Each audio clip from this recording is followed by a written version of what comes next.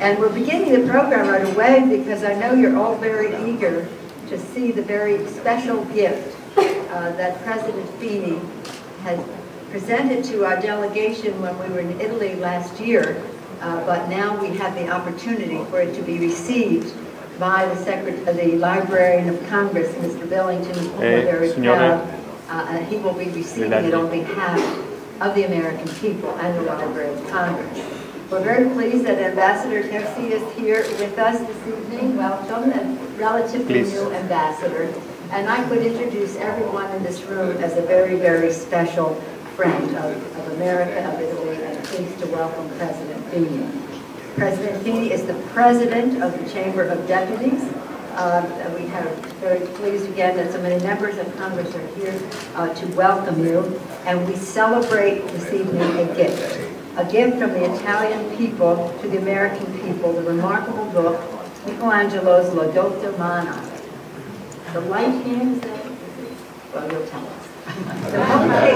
It's important to note that the publication of this book has stirred interest around the world. Illuminating the life and art of Michelangelo, the book is art in and of itself, as you will soon see. It includes the scale bas-relief in marble of the Madonna della Scala and reproductions of Michelangelo's drawings on handmade folios. With only 33 copies in existence in the entire world, we are privileged that one will be housed in the Library of Congress. In the spirit of American and Italian democracy, this book will be accessible to anyone who has a Library of Congress library card. In the Rare Book and Special Collections Division, this book will join Thomas Jefferson's library, the Gutenberg Bible, the first printing of the Declaration of Independence. It will share shelves with a collection of 112 versions of the Italian Constitution dating back to 1796. It is appropriate that this Italian book will join a library that has special interest, emphasis on the history of the American people and its culture. That is because the history of America and the history of Italy are intertwined forever. Today, there are over 20 million Italian Americans who serve as bridges between our two countries. I think there are more. Or yes, I know every one of them. Every wave of immigrants that comes to our country has made America more American. None more so than Italian Americans who bring their spirit of faith and family and of community and of optimism to build a better future for their families. Those are American values. I'm reminded of the contributions of Italian Americans daily in the beauty of the U.S. Capitol, which President Fini will see tomorrow. It is the work of Constantino Brunini. Some called him the Michelangelo of his day. He painted our ceiling in the library, in the Capitol.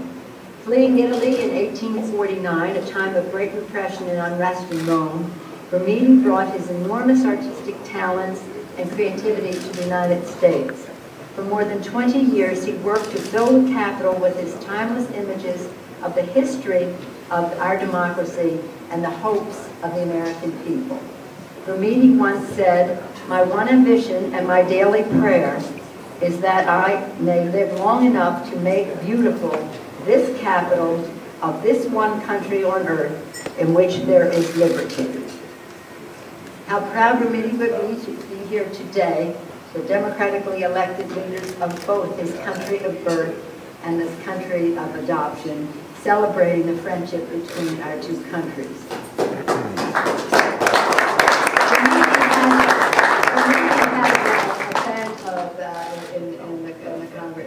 Some will note this book, this very special book tonight, comes with a guarantee for 500 years.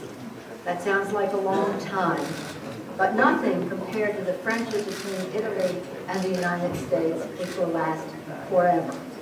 And that friendship will continue to flourish under the leadership of President Gianfranco Fini. I was so impressed to meet the President in Italy on more than one occasion, to visit the Abruzzo area at the time of the earthquake in September, and to see him in action in the Parliament in Italy. Values-based, human rights-oriented, a man of the people, an articulate spokesperson for all of the values of Bella Italia. And so that's why I said this morning I awakened with special joy, because this is a special day for us, Mr. President. With the greatest respect for you, with admiration and friendship, I'm very pleased to welcome you here to the Library of Congress on behalf of my colleagues to do so officially and personally as my friend. Welcome.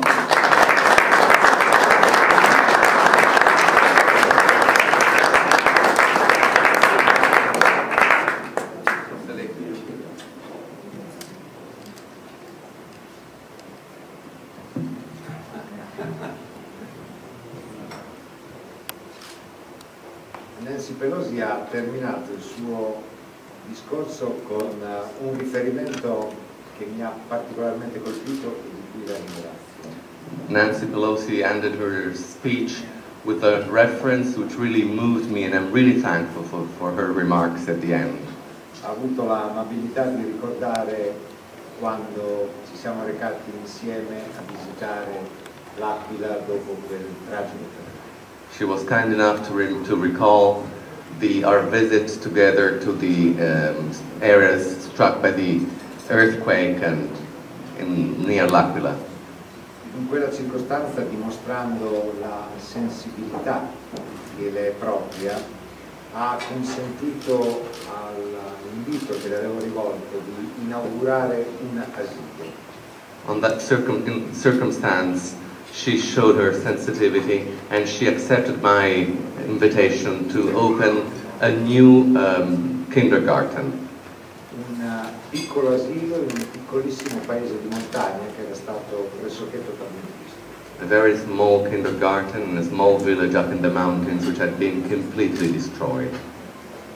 Posso garantire ai congressisti che sono qua questa sera e che ringrazio, e a tutte le altre amiche, a tutti gli altri amici, che l'accoglienza che è stata riservata da quella popolazione alla vostra speaker è stato uno dei momenti più belli di quella indimenticabile giornata. And let me assure all the Congress people who are here present, let me, by the way, thank you for being here, all our friends, that the welcome that was extended to Speaker Pelosi on that occasion by the local people was really the highest point of the visit.